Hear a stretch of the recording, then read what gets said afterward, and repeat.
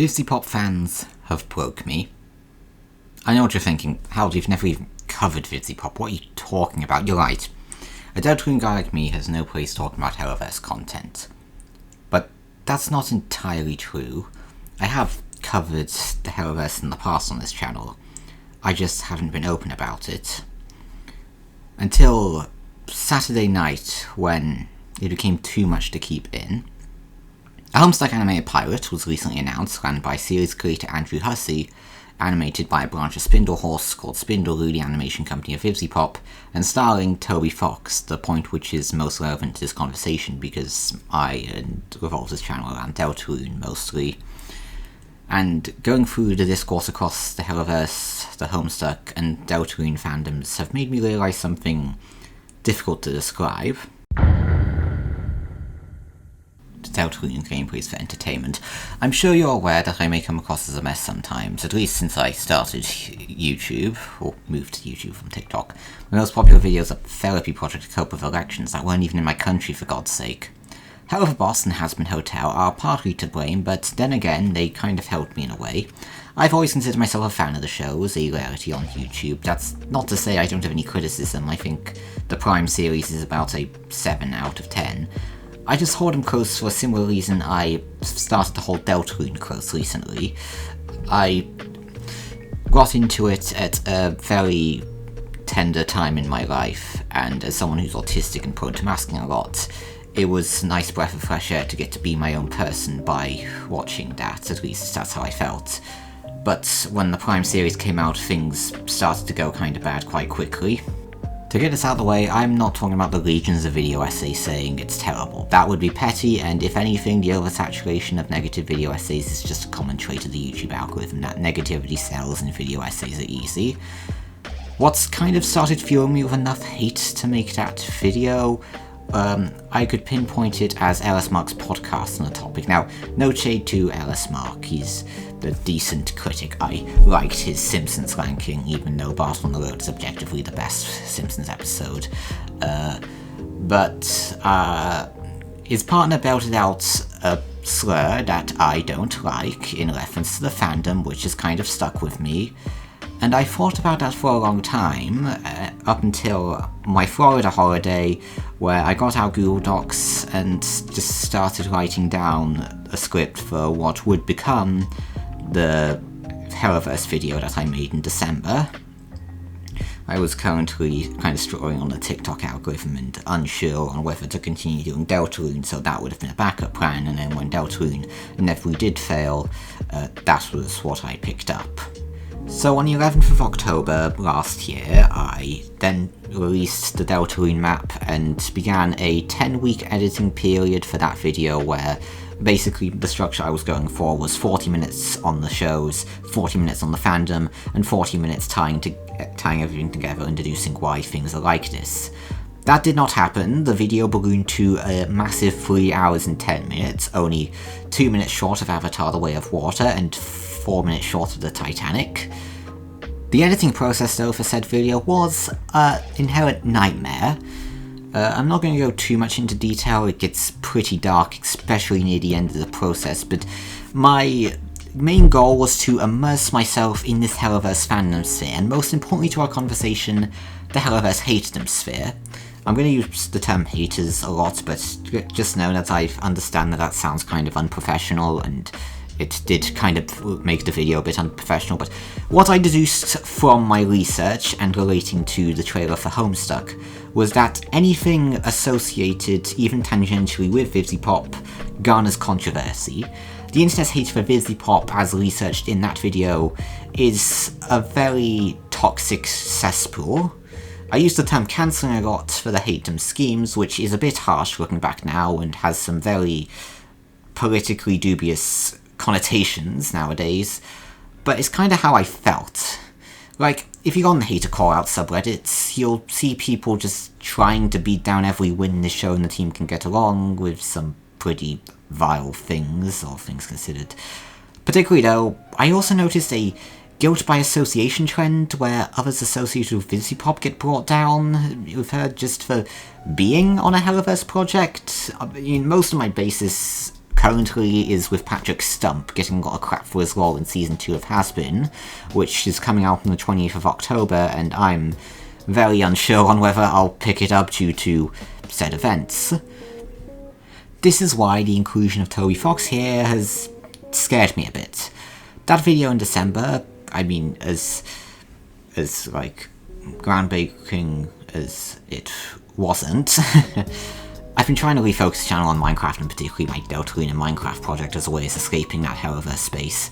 And I say I've made myself home here in the Deltarune fandom, especially with my Deltarune Chapter 2 video due out soon, except for my inability to find a place for the Bergen Trucken in my Chapter 2 video. But this project has instilled a fear that the toxicity of association with Hellaverse and Homestuck will kind of seep its way into the Deltarune fandom, and my piece here will inevitably be met with the same pain I tried to hit back against last Christmas. And I know I'm sounding a bit overdramatic, and part of me feels like I am, but there was a period of time after Christmas, in the aftermath of that video, which kind of started to show a lot of the cracks in my ideology.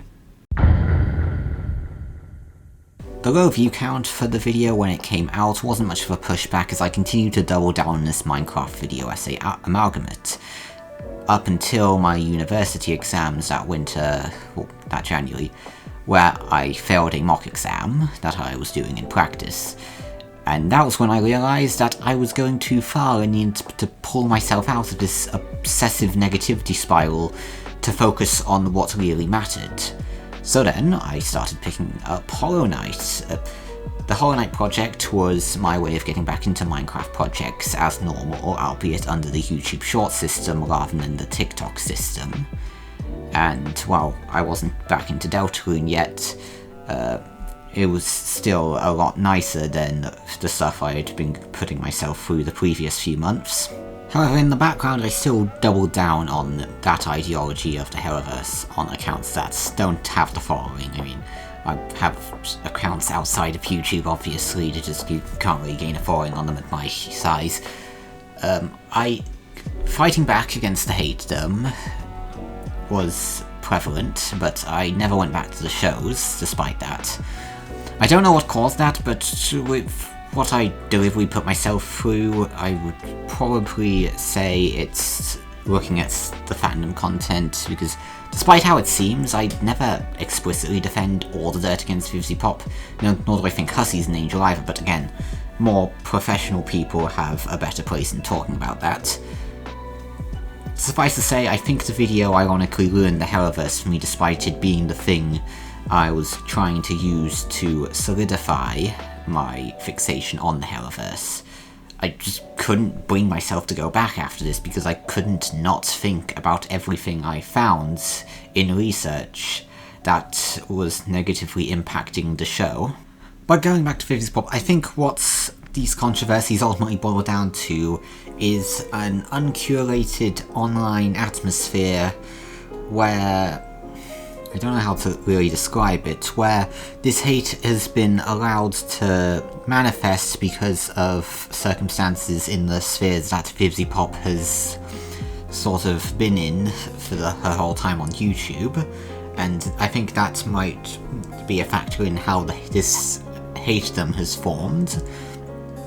The Hellaverse community by nature is filled with so much drama, and the past few months, it started pushing me to my limit.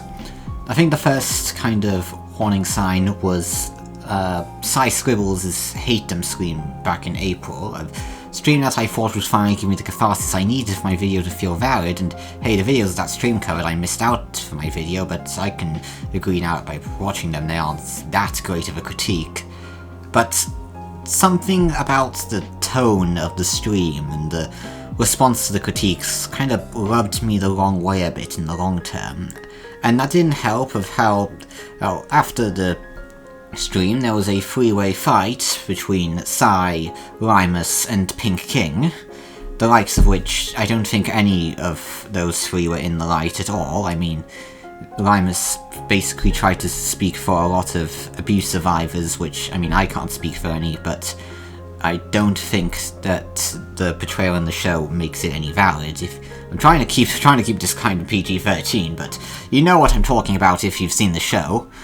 Pinking has beefed a lot with the hater subreddit, which I don't think is very necessary. I think obsessing over doubling down over hatred is kind of my point about this fandom. And Sai has been quite inflammatory at points, but they're all YouTubers much bigger than me, so not what I say doesn't really matter. What I'm saying is, there's nothing lost, nothing gained, just fighting over a show for what? Validity, superiority? Felt exactly like the same mindset that went into my video, trying to feel valid for liking Has-Been. But then, a few weeks later... Well... Can you tell I didn't script this? The real killing blow came with the Black Griffin and Saberspark dilemma in May and June and a bit of July. There's a lot to say about that situation, especially now that the Saberspark end was revealed to be a hoax. Ironically by someone who also likes using said ableist slur on Twitter, but you know, that's Twitter, I guess. But that caused my entire perception of, I know it mostly took place in the Brony fandom and I hate it, but it caused my entire perception of fandom itself to just blow up. All the parts of the video I had felt increasingly guilty about, like a part which graces Black Griffin a bit too much for my liking, especially knowing what we know now. And I disavow everything about the sections where I did that, especially how it felt a bit unrelated to Has-Been in the end, and it was mostly just solidified the video's intent of me just having a lot of distaste about a bunch of online petty stuff. Except the hate I felt towards Brony fandom, the account controlling these allegations, words cannot describe how much hate I have come to feel for people online like Brony fandom. There are a lot of very British words I can use to describe how I feel about Brony fandom right now, and that would probably get this video taken down, but hate cannot sum up how I felt behind the scenes during that period, seeing the absolute behaviours being put forward towards that. I mean, if that Deltarune video flopped, I bet I would have dived right back in that cesspool of hate that had so consumed me last winter because of how I felt about Brony fandom and the atmosphere that was developing around him. And that's when I realised. I distinctly remember the day the Saberspark allegations came out. I was watching all the bullcrap unfold in real time while being in the most stressful place I could. A train to York that was stuck at the train station and delayed like half an hour. I just remember all I was feeling. It's like everything I went into that, or I left that video to change, had just come back to bite me in the arse. And all the hate I was feeling towards everything going on just felt terrible. But in a way, it also feels like I did that to myself. It was a part of a bigger problem I was having about just being so immersed in these social media spaces that are frankly unhealthy. I don't even think I really mentioned that much about how much TikTok contributed to that spiral I was going through. Because Jesus Christ, when I die, please send me to heaven. I've already been to hell and it doesn't look like anything how Vivziepop presented it. While drafting segments for this video, I may have lied a bit about the script. I wrote like a small draft within like 3 hours this morning and have just been improvising off of that. I remembered that something Nintendo YouTuber Arlo said in the Paper Mario Fandom War days during COVID up and approaching the release of the Origami King. A game that I don't think is very good and I think Arlo gets way too much crap. But I think about this quote a lot. If you decide that you're this warrior standing up for what is right on the internet, you will spend the rest of your life fighting. You will never stop finding people to attack for their opinions, and that will not end up being a very fulfilling life for you, I guarantee it. I mentioned the Has-Been Hater call-out subreddit earlier. Crazy ass Has-Been haters, as it's come to be known as. And what if I told you that my use of it in this video has been very curated, that I was wanting to use it as a bit of a curveball, because despite doing its best to discuss the uncanny extent of Vivziepop hate out there, it's kind of a microcosm of that Arlo quote. You scroll for long enough and you'll eventually come across some kind of hate which either isn't really that bad or just not worth talking about. Just Twitter being Twitter, really. They've also beefed with YouTubers, again Pink King, who apparently isn't as bad as they make him out to be, but again, I have to question the integrity of going to war like this.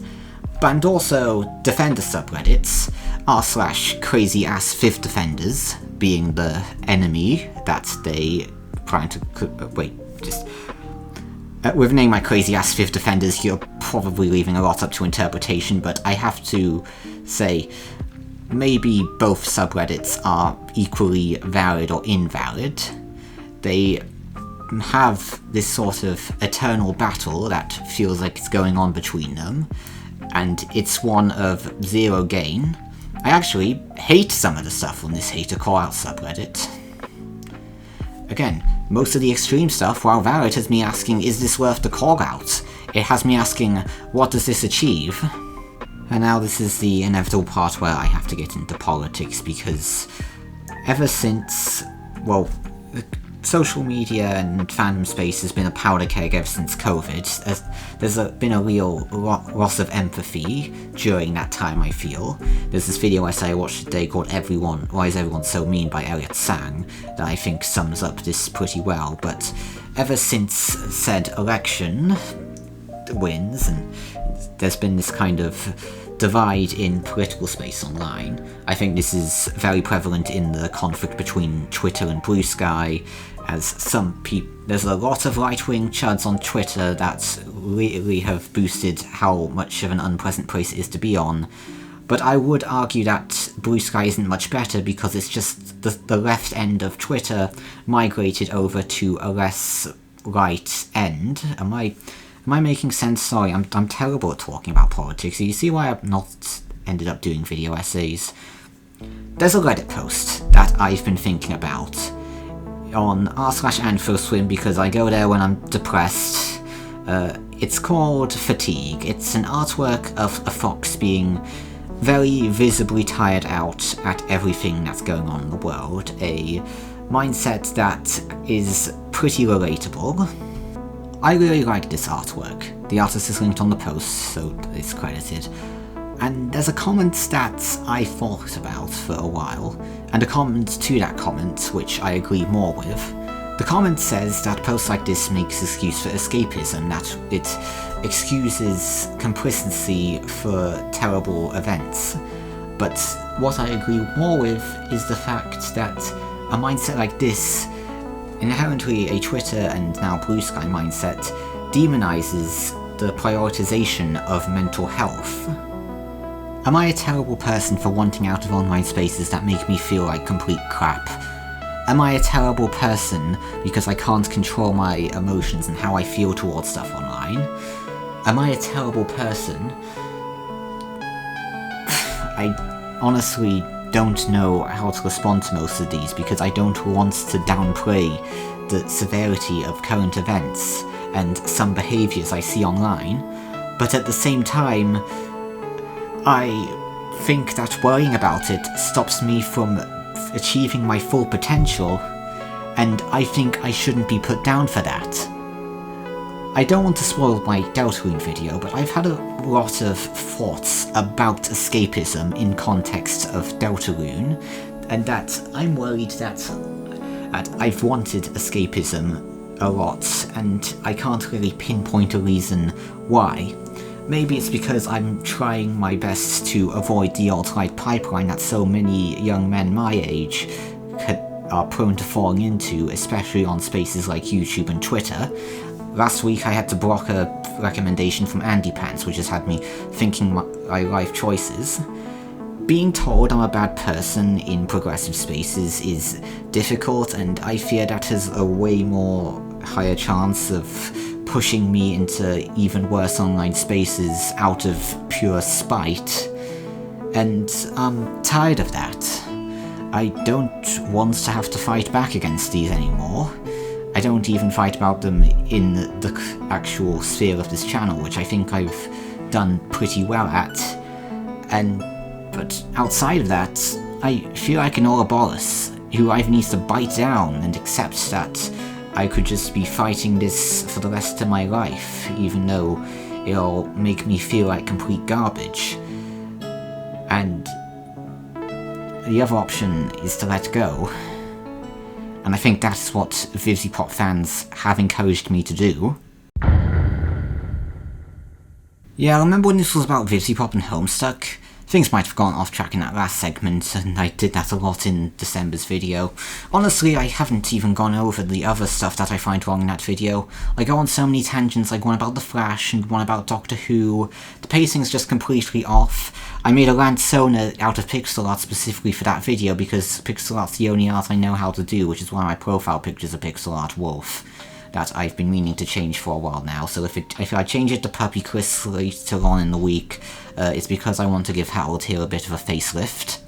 I'm also probably going to change the chaos part of my description because that contradicts me just wanting these last few months of the year to find peace and whatnot. So if I were to sum this up in one paragraph, then I would say that 2025 has become a powder keg of social media discourse, and I've been trying to get out of it for months as a way of a lot of self-scrutiny that I've been doing about my presence online. The fact that I felt like the Hellaverse video was a very negative portrayal of my personality, and showing all the worst aspects of me and probably my autism, which is probably also why I've self-scrutinized a lot. The internet has a way of dehumanizing ones who feel like the other, and sometimes I just am made to feel a little less human because of something as trivial as a TV show, or maybe even art taste and whatnot. Maybe that's why I portray myself as a wolf online. You know, just being the bad guy of every story. It's a type of escapism I can get behind. Before I move on to what I'm going to do to fix things, I just want to say that I don't want to use any of my points to downplay not just bad stuff going on in fandoms, but in the world. I'm just saying this because I know that there's been a lot of controversy on certain parts of the internet of defeatism and trying to downplay outrage over certain events in the world. You probably know who I'm talking about. I'm not trying to downplay all of them. I'm just saying that if I keep worrying about everything, I'm gonna lose my mind and be stopped from doing the things I do best. Or worse, my hubris for these progressive spaces with those bad behaviours can catapult me into bad spaces online. Henceforth, all non-YouTube social media is dead. This channel will be my only major presence to limit my usage and control my content. I don't want to be caught saying other inflammatory crap on other sites that will affect my online reputation, and I think just staying on YouTube is the best way to curate that as well. CurseForge will be my only external link for map downloads unless anything changes later down the line. Fan interaction will also be a bit more limited going forward. Considering the space that Vivziepop has, it's kind of made me reflect on what I should do as my following grows, and I don't really want a sense of power socialism. I know my brother has been prompting me to start a Discord server, and while I understand the mindset behind that, I don't want any of you to get the idea that you know me or anything, and I think the Discord server is probably the easiest gateway into thinking that. Plus, Limus has also gotten flack for not really having the best moderation for her Discord servers, so then there's that. Finally, my well-being is definitely going to be put first for the rest of the year to try to fix my mind. As said earlier, I don't think I've hidden well my messiness of my approach to this channel, considering the fact that I plan things and I change them next week, and I just need to get better at handling things on this channel. I guess what I'm trying to say is, Vivziepop fans have broken me and I've been searching for the glue to put things back together for months.